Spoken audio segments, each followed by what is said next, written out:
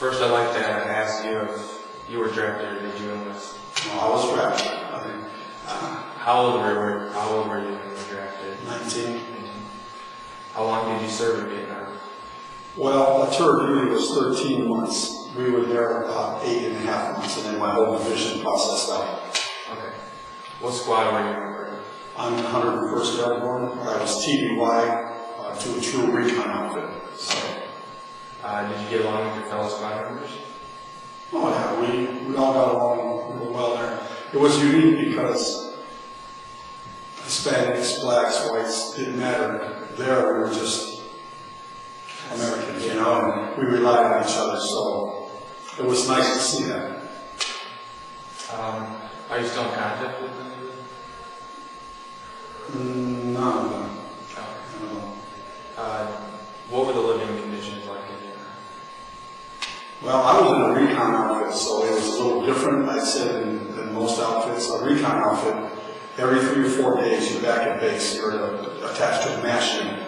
And then for 3 or 4 days you're back, and then you're out in the field and you're doing mapping of 40-mile circles, radius, and you're out 9, 10, 11 days. So those were my conditions. And while you're out, there's no heating of anything. You eat everything cold. You bury everything at least 18 inches under the ground.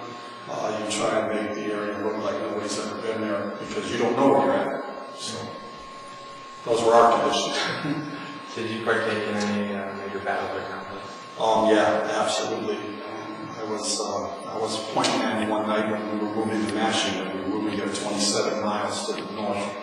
And I was on point that night. I was in that shot. I probably told you that story. So, yeah, several major conflicts. Okay. What are your thoughts on movies like Platoon that are produced by Hollywood that put Vietnam veterans in a negative way? Well, I think when these movies were made, it was before the conflicts that are taking place overseas now. And it was just the way they did us. And it was our fault that we were there, even though the government put us there.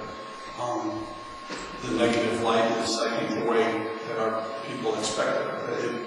They accepted us because when we processed out of Vietnam, we were spit on and they asked us how we felt about being women killers and child killers. But they just didn't understand. While you were in Vietnam, did you feel appreciated or supported by the American people back home? Not at all, other than family. Family was very supportive, but that was it. Okay, and finally, what was the hardest part of Vietnam? The hardest part of Vietnam? I don't have a real short answer for that. I think the hardest part is you go over there, you fly in, you land in Saigon, and then wherever outfit you're going to, they come and pick you up. And it's called in country. You get to your assignment area and you're in country now. From that point on, you just learn to survive. You learn to do what you were taught to do, and you just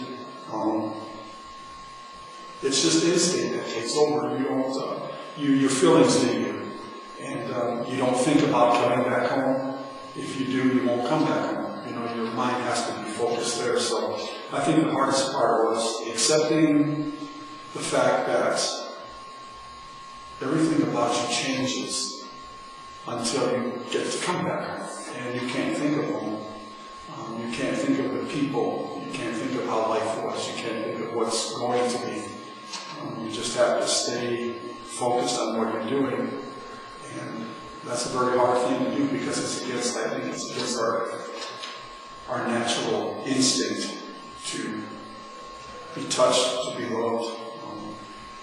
And all of that has to change. So I think that was the hardest part of it all. Okay. Well, thanks for coming and doing this with me. I really appreciate it. Oh, you're welcome. Thanks. Okay. Hey, Tim, how'd the interview go?